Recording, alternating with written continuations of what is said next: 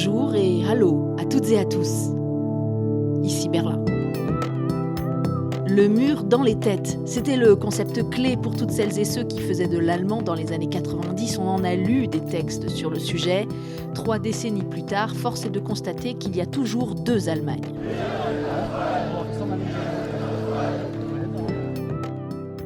Le slogan de 89 résonne à nouveau dans l'Est. À nouveau, le lundi soir, on défile contre les réfugiés, contre les vaccins ou contre les sanctions.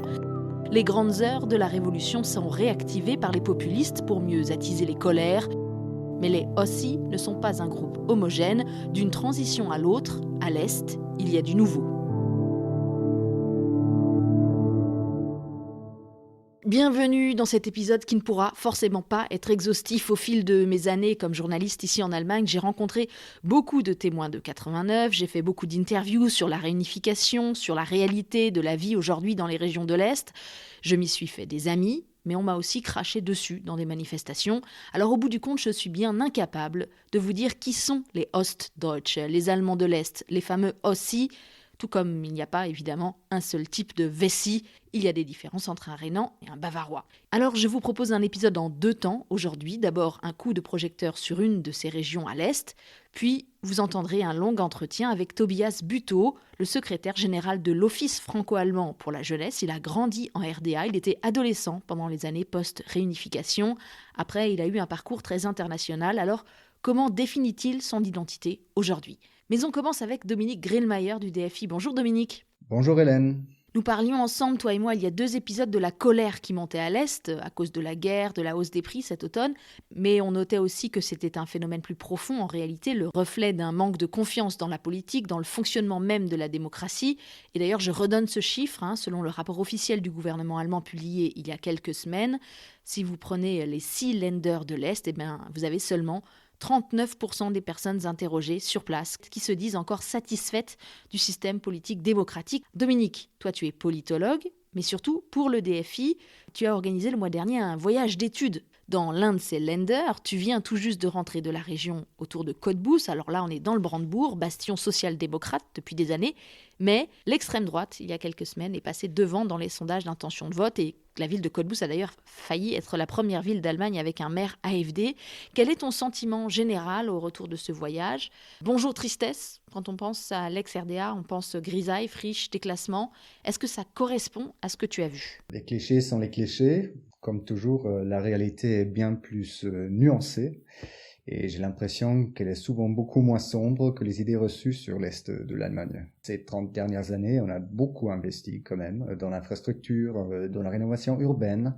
On l'a bien vu à Cottbus. D'ailleurs, cette ville a vu les prix de l'immobilier augmenter. Donc, on est plutôt loin du déclin dont on parle très souvent. Mais en même temps, on ne peut pas nier que les changements structurels des dernières décennies ont laissé des traces dans le paysage et dans les esprits. Des dizaines de milliers d'emplois ont été perdus et en conséquence, de nombreuses personnes ont quitté la région et la population est aujourd'hui plutôt âgée, c'est vrai. C'est comme si le traumatisme du déclassement, ou des déclassements d'ailleurs, semble toujours l'emporter finalement sur la fierté d'avoir réalisé quelque chose d'unique. Parce que si on compare les réussites de ces territoires à l'est de l'Allemagne par rapport aux autres pays du bloc de l'Est, clairement, il y a eu un développement plus rapide. Il y a aujourd'hui des pôles d'excellence à l'Est, des zones avec des vrais success stories à l'appel. Il y a des régions où ça marche très bien. On a vu maintenant pas mal d'investissements dans l'industrie de semi-conducteurs, dans l'automobile avec Tesla par exemple, avec Intel à Magdeburg, etc. Donc on voit bien que ça bouge. Le problème est plutôt peut-être ça bouge pas partout. Il y a des régions qui sont plutôt délaissés ou qui se sentent délaissés. Et maintenant, surtout avec la sortie du charbon, il faut de nouveau se réinventer d'une certaine manière. La sortie du charbon, a priori, c'est une bonne nouvelle pour le climat, c'est aussi une bonne nouvelle pour les villages qui étaient encore menacés d'être victimes de la drague. Mais maintenant, il faut donc organiser cette sortie du charbon et offrir de nouvelles perspectives pour une population qui avait l'impression que la dernière transition, pour ceux qui sont restés, était très douloureuse. changer 2 fois de modèle en un demi-siècle en quelque sorte. Effectivement, ça a de quoi donner le vertige.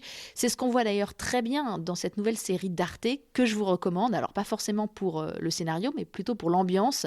Ça s'appelle Tod in der Lausitz, donc crime à ciel ouvert en français. Ça se passe précisément dans cette région minière autour de Cottbus, la Lusace, le long de la frontière avec la Pologne. La série est quand même plutôt nuancée, mais on sent qu'il plane beaucoup de non-dits, de ressentiments, c'est assez oppressant. Et le défi de la sortie du charbon rajoute des tensions. L'exploitation du lignite doit s'arrêter d'ici 2038, si possible avant 2030 même, selon l'accord de coalition, on verra bien. Voici le reportage de David Philippot qui a pu se joindre à toi Dominique pour ce voyage du DFI lors de la descente dans la mine à ciel ouvert de Welzow.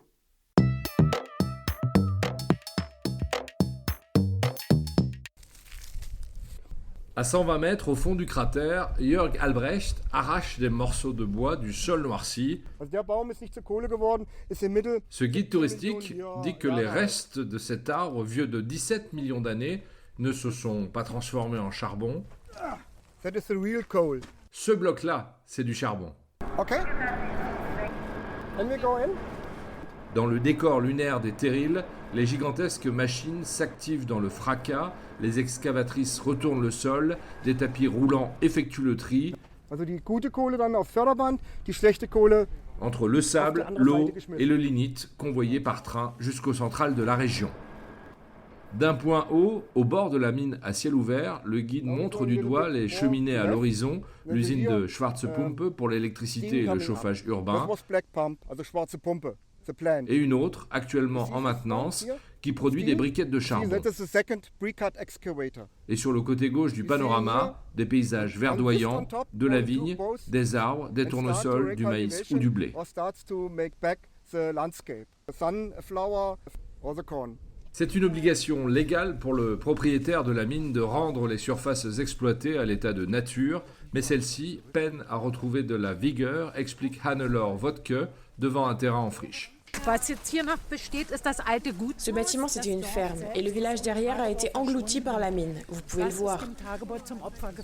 Maintenant, il n'y a plus que du gris. L'herbe est grise, le sable est gris. Il n'y a plus d'agriculture possible ici. Cette militante écologiste dit qu'à cet endroit, l'exploitation du charbon a cessé depuis 18 ans. Cela s'appelle la remise en culture. Ça sonne bien, ça rassure le citoyen. Oui, mais au final, il ne peut rien se passer parce que le sol est trop instable pour installer quoi que ce soit, sauf peut-être des panneaux solaires. Ou alors, il faut inonder et faire des lacs. Frédéric Pink étudie l'anthropologie sociale à l'université d'Oxford et l'impact local de cette mutation économique. Ici, sur place, parmi les gens qui ont déjà vécu les mutations post-socialistes, il y a vraiment une sorte de fatigue de la transformation. Devoir sans cesse s'adapter aux changements, évoluer dans ce qu'on fait. Ça se voit très bien dans la participation aux élections. Elle est toujours au maximum de 50%. Cela veut dire que la moitié de la société a déjà renoncé à toute forme de changement. Signe d'espoir dans cette région qui a perdu 20% de sa population depuis la réunification, la ville de Welzow a vu 39 nouveaux habitants s'installer l'an dernier.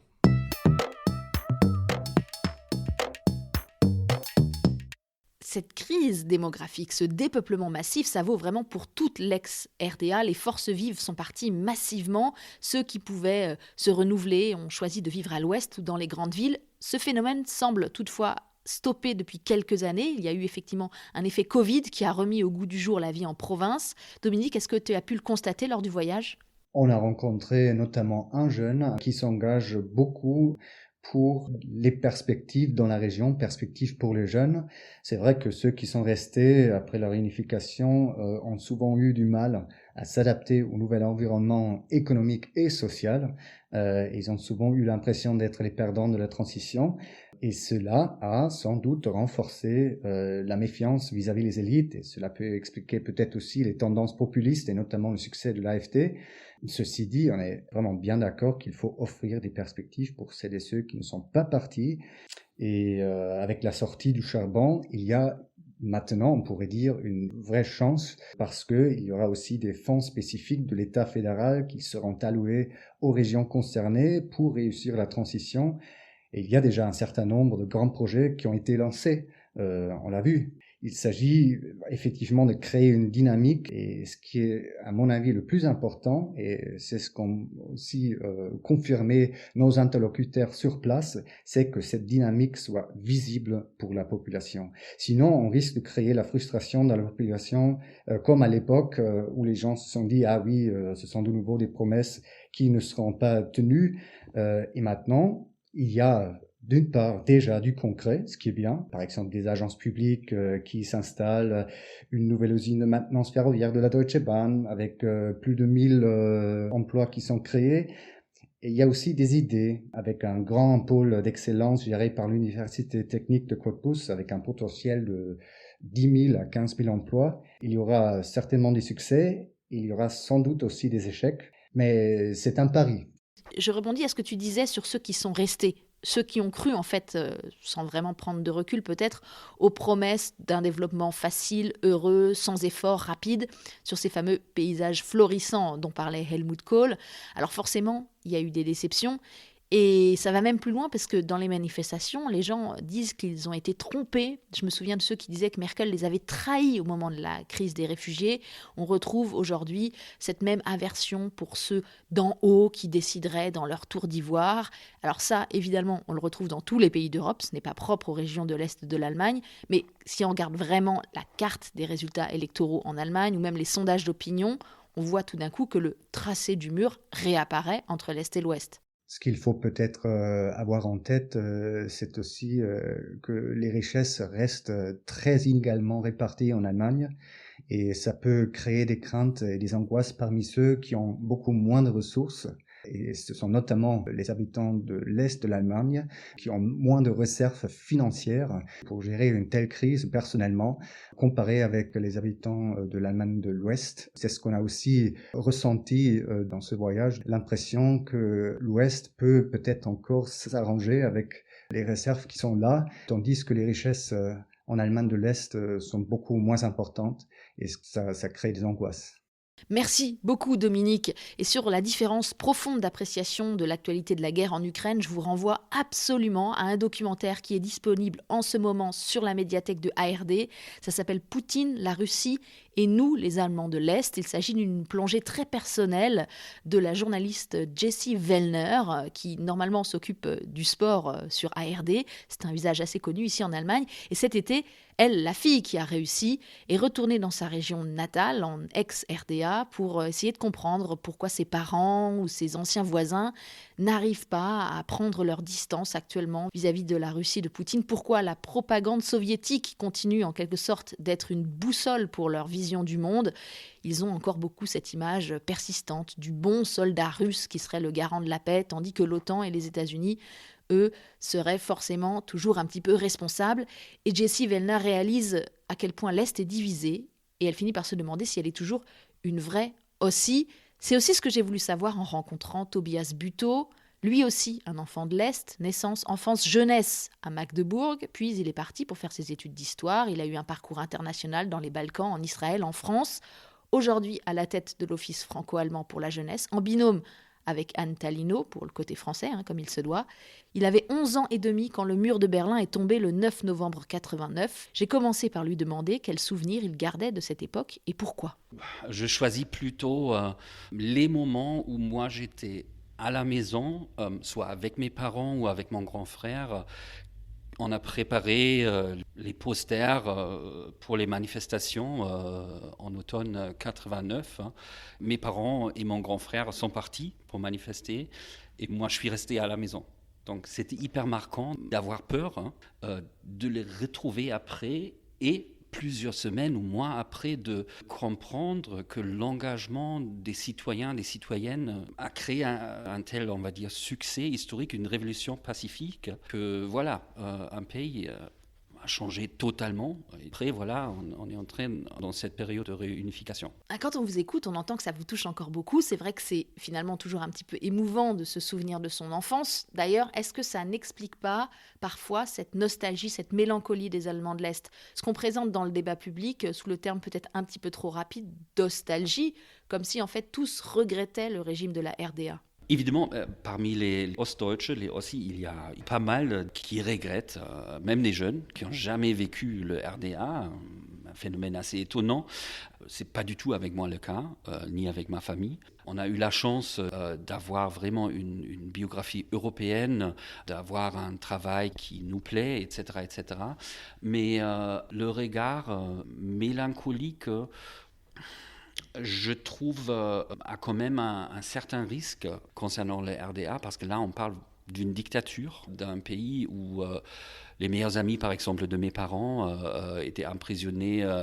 Ils ont perdu pendant plusieurs années le contact avec leurs enfants. Donc là, il y a des milliers des histoires comme ça dans les familles qu'il ne faut surtout pas oublier. Évidemment, après 90, c'était quand même aussi une période très difficile, mais ça ne justifie pas, en fait, de fermer les yeux, d'entrer dans un processus d'amnésie concernant la réalité d'une dictature. Quand je me déplace dans ces régions de l'Est, je suis toujours très frappée par la grande fierté avec laquelle les habitants me parlent de l'histoire de leur région. Bien au-delà d'ailleurs des 40 années de RDA. Ils évoquent souvent les royaumes de Prusse, les royaumes de Saxe, ils sortent les drapeaux. On les voit d'ailleurs, ces drapeaux, dans les manifestations, devant les petits jardins ouvriers. Comme si les gens se cherchaient des racines profondes, comme s'ils voulaient prouver ou se prouver qu'ils sont de vrais Allemands. Ça expliquerait peut-être aussi pourquoi les partis ou les groupes identitaires ont beaucoup plus de succès parmi les Allemands de l'Est que parmi les Allemands de l'Ouest. Tout à fait. On peut constater que la question d'identité est une question, un phénomène, un problème pertinent. C'est pour moi clairement lié avec le fait que tous ces processus de transition après la réunification étaient vécus par beaucoup des Ossis comme un déclassement, une perte de l'influence sur leur propre vie. On est tous au courant le fait qu'il y avait un chômage parmi beaucoup des gens pendant presque des décennies. Et jusqu'à aujourd'hui, il y a par exemple un manque des élites allemandes d'Est.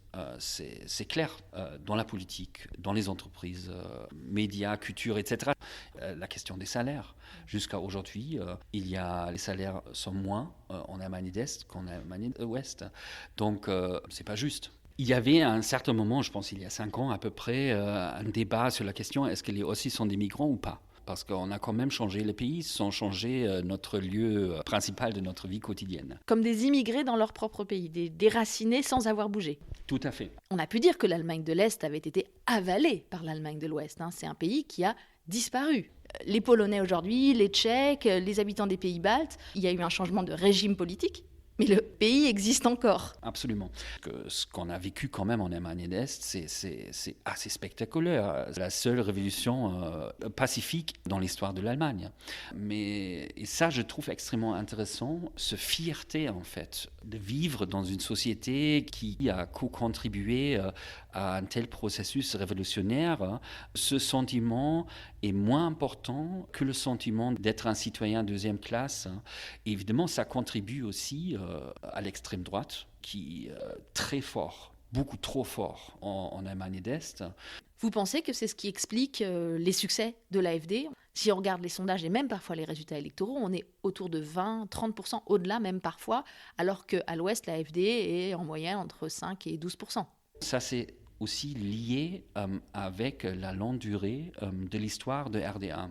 Un État qui, sur la surface, dans ses programmes idéologiques, était présenté comme un État antifasciste, malgré le fait qu'un vrai travail de mémoire sur la Deuxième Guerre mondiale, sur la Shoah, c'était pas une approche structurante de l'identité collective en RDA. Aujourd'hui, les années Baseballschlägerjahre... C'était quand il y avait des ratonnades, des bagarres de hooligans et de skinheads dans les faubourgs est-allemands dans les années 90. Et en fait, cette période qui a touché beaucoup des jeunes, et aussi ma vie, la vie de mes amis, la vie de notre quartier, la vie de ma ville, de Magdebourg, cette période était quand même aussi oubliée pendant 20 ans. Il y avait toujours les anniversaires ou les journées de commémoration, mais j'ai l'impression jusque depuis 2 ans à peu près, on a un vrai discours, une recherche journalistique et scientifique sur cette période de transition qui a contribué aussi à créer un milieu d'extrême droite très proche d'idéologie nazie.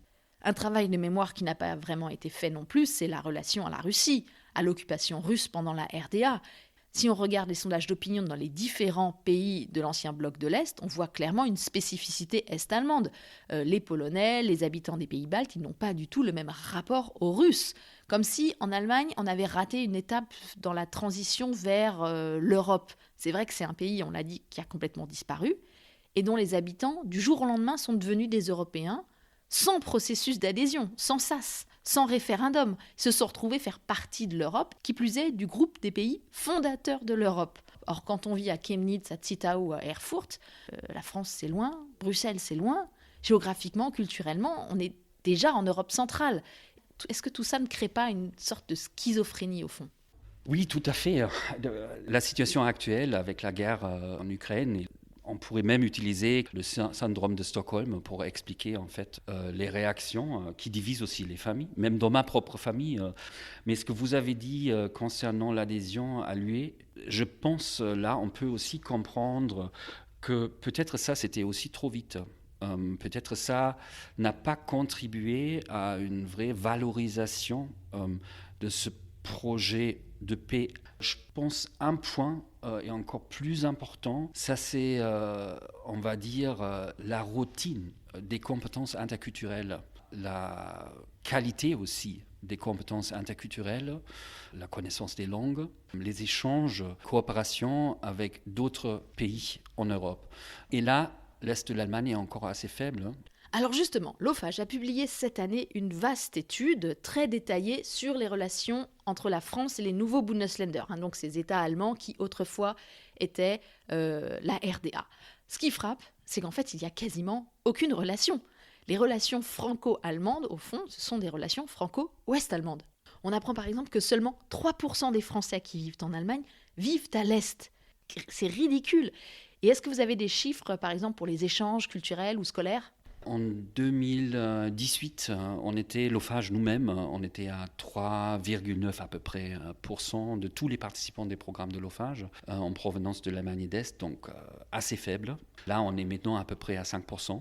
Pareil pour le Fonds citoyen franco-allemand, donc c'est déjà un peu mieux. Et cet chiffre, 5%, je pense, on peut le prendre presque pour tous les phénomènes, pour le tourisme, pour les investissements directs, donc pour le monde économique, mais aussi pour l'éducation. Il manque les réseaux, il manque cette, on va dire, routine de s'encourager de vivre une certaine période de sa vie dans un autre pays européen. Évidemment, ce n'est pas vrai pour tout le monde. Donc, on a quand même aussi en Allemagne d'Est un milieu extrêmement francophile et francophone. La fête de la musique, par exemple, dans ma ville natale à Magdebourg, ça s'est fait depuis des années. Donc, il y a aussi un milieu très européen, très convaincu de la nécessité de la transmission des valeurs européennes par la culture.